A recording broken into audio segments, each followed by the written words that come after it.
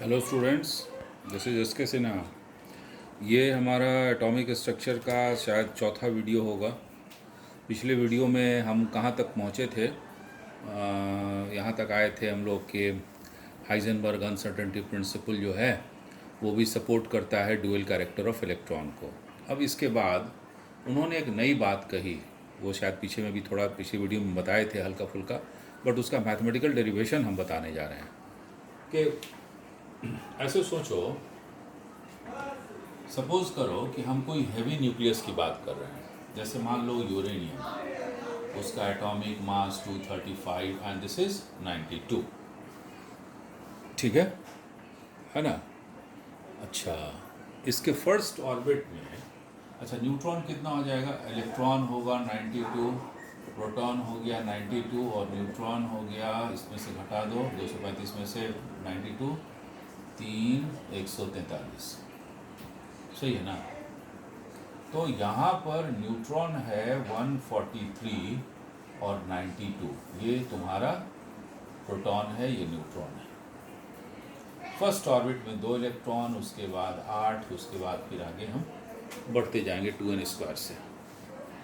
तो अगर first orbit में 2 इलेक्ट्रॉन है तो ये 92 प्रोटॉन्स जो है इसको तो खींच लेना चाहिए था। बहुत हेवी चार्ज है प्रोटॉन का 2 इलेक्ट्रॉन को, हाँ? बट ऐसा होता नहीं है। हाइजेनबर्ग ने कहा कि इलेक्ट्रॉन कभी भी न्यूक्लियस के अंदर नहीं जा सकता है। It cannot go inside the nucleus. अगर वो जाएगा तब क्या होगा? अब सुनिए। तो क्वेश्चन होता है, हम क्वेश्चन के फॉर्म में बता रहे हैं।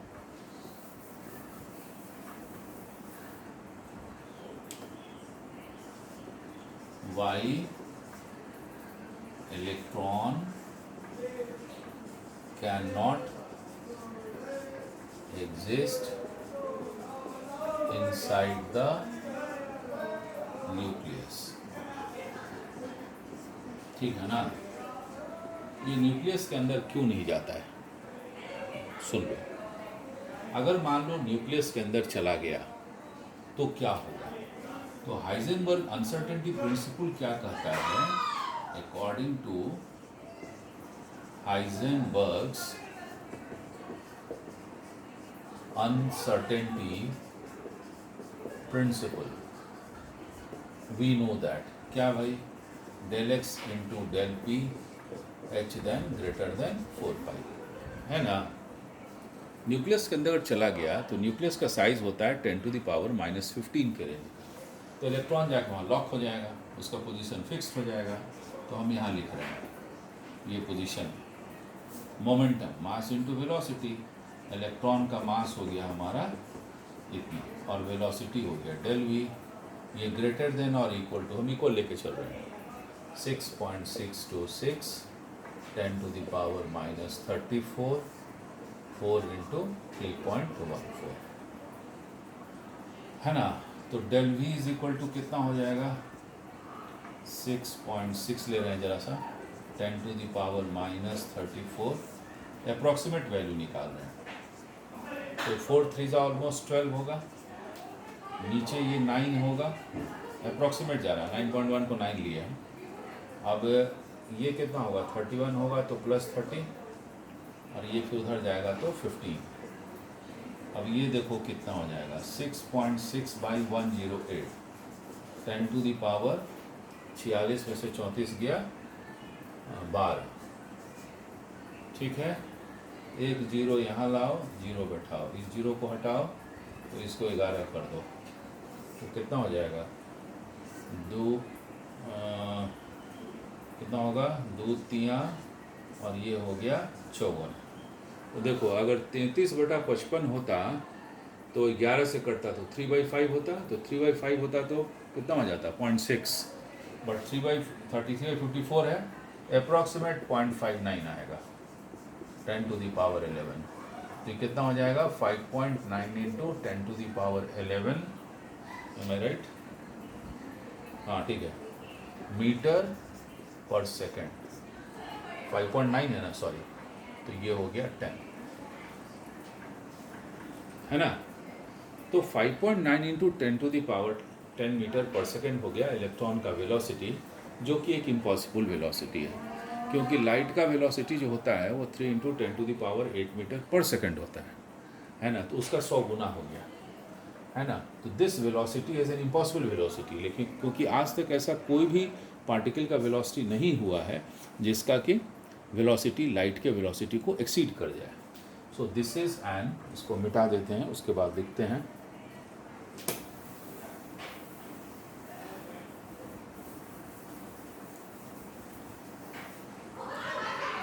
है ना, this is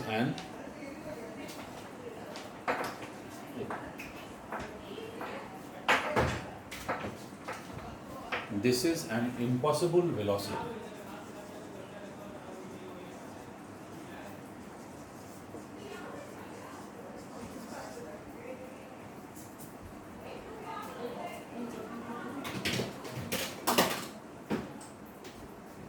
This is an impossible velocity.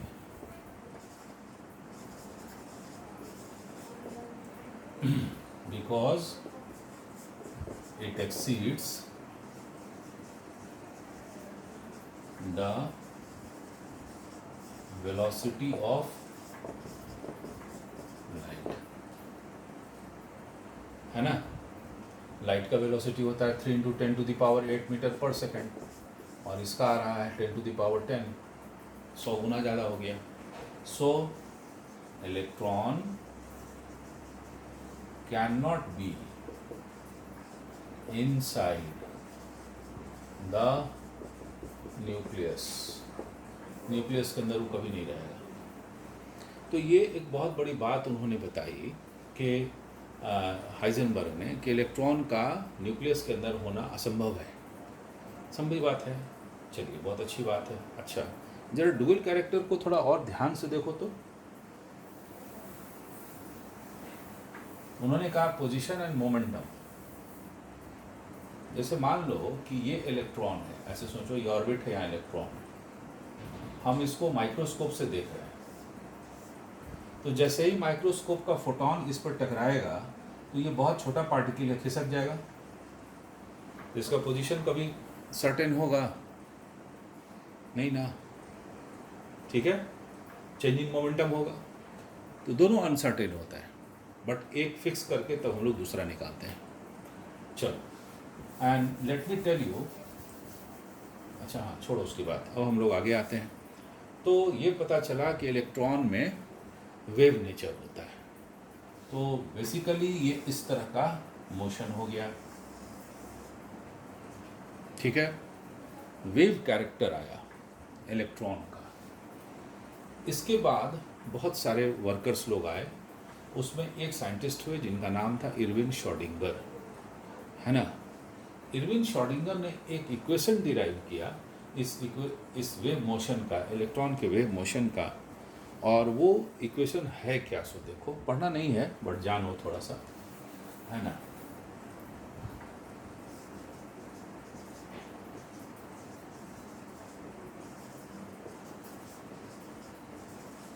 had given और डिफरेंशियल इक्वेशन कहते हैं इसको, जैसे कि हम लोग का अलजेब्रिक इक्वेशन ट्रिग्नोमेट्रिक होता है, लॉगरिथमिक होता है, वैसे डिफरेंशियल इक्वेशन होता है, डिफरेंशियल इक्वेशन, है ना, ठीक है, ऑफ 2 डिग्री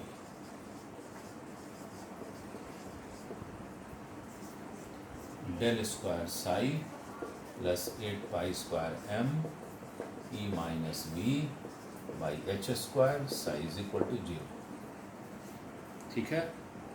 डेल ऑपरेटर कहते हैं इसको, है ना। मैथमेटिक्स में ऑपरेटर क्या होता है, ये डेल है, आगे हम बताएंगे एक हैमिल्टोनियन ऑपरेटर भी आएगा, क्योंकि ओवरऑल जो हमारा ये इक्वेशन होता है इसको हम ऐसे लिखते हैं, H psi is equal to E psi, ये सब बताएंगे, अभी तुरंत नहीं बता पाएंगे, आइगन वैल्यू आइगन फंक्शन, है ना, ठीक है, उसको हम अलग से बताएंगे, साई का सिग्निफिकेंस अलग से बताएंगे, ठीक है ना, साई स्क्वायर का, 2 इम्पॉर्टेंट पॉइंट है। तो यहाँ पर ये जो डेल है ना, ये ऑपरेटर है। ऑपरेटर मैथमेटिक्स में क्या होता है इसको समझ लो। जैसे मान लो 4 लिखे, अब इसमें तुम स्क्वायर रूट लगा दो तो क्या हो जाएगा 2, तो ये जो स्क्वायर रूट लगा ये ऑपरेटर हो गया। अब जैसे मान लो कि तुम लगाए y is equal to x square, इसको डिफ्रेंशिएट किए dy by d x is equal to 2x, तो ये तुम्हारा ऑपरेटर हो गया। ठीक है ना, मैथमेटिक्स में ऑपरेटर कहते हैं उसको। तो सिमिलरली ये भी एक ऑपरेटर है ना, ठीक है, ये मैथमेटिक्स का पार्ट है, वी लिव इट दैट। तो इस इक्वेशन को सॉल्व करने के बाद है ना इलेक्ट्रॉन के बारे में लोगों को पता चला। ठीक है, उसके पहले एक बात बता रहे हैं कि ये जो साई था है ना, ये साई, इसको हम लोग कहते हैं वेव फंक्शन है ना। हम डिटेल में बाद में बात करेंगे चैप्टर ख़त्म करने के बाद। और इसका स्क्वायर जब कर दोगे मॉड ऑफ साई स्क्वायर, तो ये कैसे आया, I will tell you in very much detail. इसको बोलते हैं probability of finding the electron. बस अभी आप यही रखिए दिमाग में, हम डिटेल में बात करेंगे इस पर। Probability of finding the electron, ये साई स्क्वायर को बोला जाता है। अब जैसे मान लो कि अगर सपोज करो कि ये अगर न्यूक्लियस के चारों तरफ इलेक्ट्रॉन घूम रहा है और ये वेव मोशन शो कर रहा है, तो अगर कहीं इलेक्ट्रॉन पाया जाएगा मान लो इस स्पेस में, तो वेव मोशन में होगा तभी ना वो मिलेगा, क्योंकि वेव मोशन में तो इलेक्ट्रॉन आगे चलेगा नहीं है ना, पार्टिकल मोशन में चलेगा। तो वहाँ पर सबसे ज़्यादा वो इलेक्ट्रॉन के पाए जाने की संभावना होगी, उसको साई स्क्वायर से बनाया जाता है, यही समझ लो। तो जब इलेक्ट्रॉन घूम रहा है और जब वेव मोशन में आएगा तो थोड़ा देर रुक करके वाइब्रेट करेगा वो, उस समय उसकी मुलाकात कर लेंगे हम लोग उससे, है ना, ठीक है। उस स्पेस को ऑर्बिटल कहा जाता है, ठीक है। ऑर्बिटल को हम लोग डिफाइन कैसे करेंगे, बेसिकली ऑर्बिटल यही है, साई स्क्वायर इज ऑर्बिटल है ना। तो ऑर्बिटल को थोड़ा लैंग्वेज में कैसे डिफाइन करेंगे, अगर कोई पूछे कि ऑर्बिटल क्या है तो साई स्क्वायर क्या है भाई, तो probability of finding the electron, समझ में आया। तो ऑर्बिटल को थोड़ा बढ़िया से बताया जाए तो बोलेंगे कि it is a 3-dimensional space where probability of finding the electron is maximum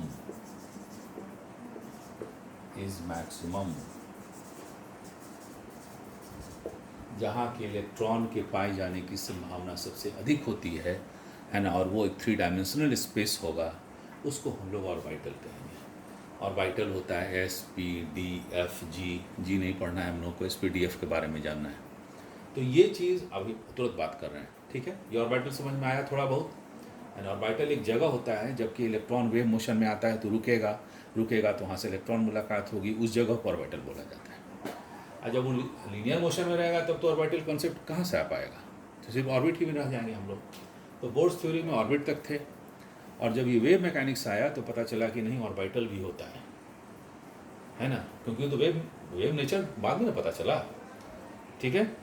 आओ, उस वेव नेचर की वजह से ऑर्बिटल का इन्वेंशन हुआ। अब आओ यहाँ पे, तो इस श्रोडिंगर वेव इक्वेशन की सहायता से इलेक्ट्रॉन का एड्रेस पूरा पता चला और 4 वैल्यू निकाला गया, मिला तो 3, बाद में एक ऐड किया गया, तो 4 सेट ऑफ वैल्यू को उसको क्वांटम नंबर कहा जाता है। तो हम क्वेश्चन लिख रहे हैं, what are quantum numbers.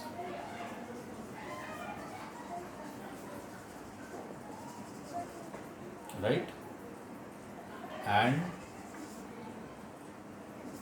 What, ठीक है, बस एक्सप्लेन इट, बस छोड़ दो।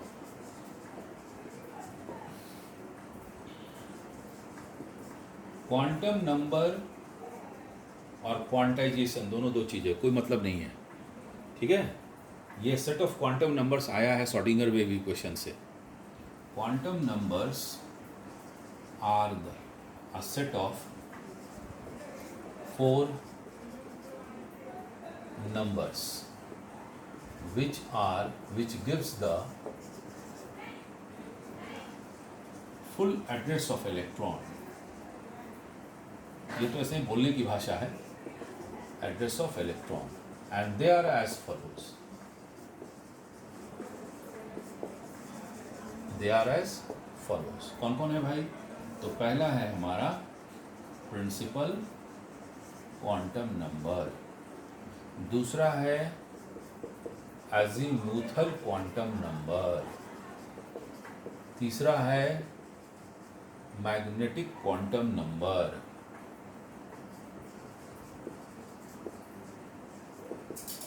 और चौथा है स्पिन क्वांटम नंबर। चारों के बारे में बात करते हैं अभी तुरंत। प्रिंसिपल क्वांटम नंबर क्या होता है? Principal quantum number is denoted by small n। ये ऑर्बिट के बारे में बताता है और कुछ नहीं बता पाता है। क्या होता है? It is denoted bye n। n मतलब कि कौन से ऑर्बिट में है, ठीक है ना? ये कौन से ऑर्बिट में है ये बताता है और कुछ नहीं बताता। तो n का वैल्यू क्या होगा? 1 2 3 4 एंड सो ऑन, मतलब k l m n, यही ना होगा, ठीक है। और इससे हम सिर्फ एनर्जी ऑफ द इलेक्ट्रॉन निकालेंगे उस ऑर्बिट के लिए। मान लो कि सेकेंड ऑर्बिट में कितना है, तो r और z का वैल्यू पता रहेगा तो n का वैल्यू बैठा देंगे, निकल जाएगा। 2 का 3 का 4 का निकलेगा। इससे इतना ही पता चलता, कुछ नहीं पता चलता। Azimuthal quantum number, azimuthal quantum number orbital के बारे में बताता है, ठीक है। It tells about the orbital denoted by small l। l का वैल्यू जो होता है मैथमेटिकली 0 to n-1 होता है। अब मान लो कि n का वैल्यू 1 है तो l का वैल्यू कितना होगा? 0। 0 से 1 - 1 0 ही ना होगा। l का वैल्यू अगर 2 है, ये अगर n का वैल्यू 1 होता तब, है ना। और अगर n का वैल्यू 2 है तो क्या होगा? l का वैल्यू 0 1, 2 - 1 0 से 0 1।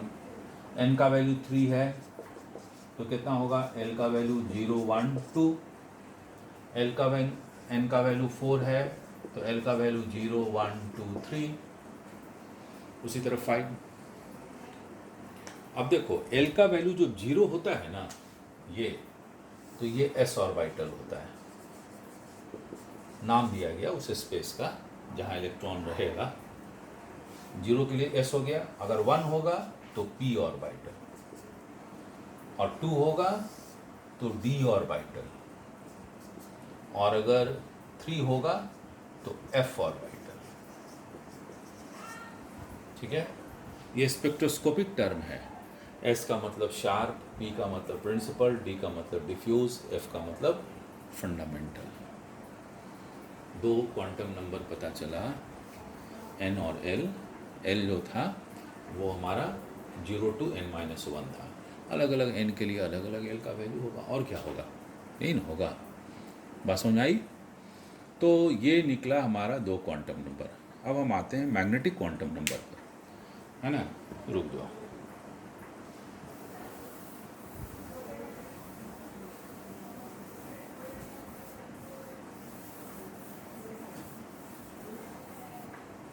सुनो, मैग्नेटिक क्वांटम नंबर जो था, ये पता चला कि इलेक्ट्रॉन में मैग्नेटिक नेचर होता है। ये बताने वाले शख्स थे, उनका नाम था ज़ीमान शाह। तो ज़ीमान इफेक्ट से पता चला कि इलेक्ट्रॉन में मैग्नेटिक नेचर होता है, ठीक है। अच्छा, अब इसके बाद वाला पोर्शन को हम नेक्स्ट वीडियो में करेंगे, लंबा हो जाएगा वीडियो फिर, ठीक है। शेप के साथ कर लेंगे, ठीक है। बाय।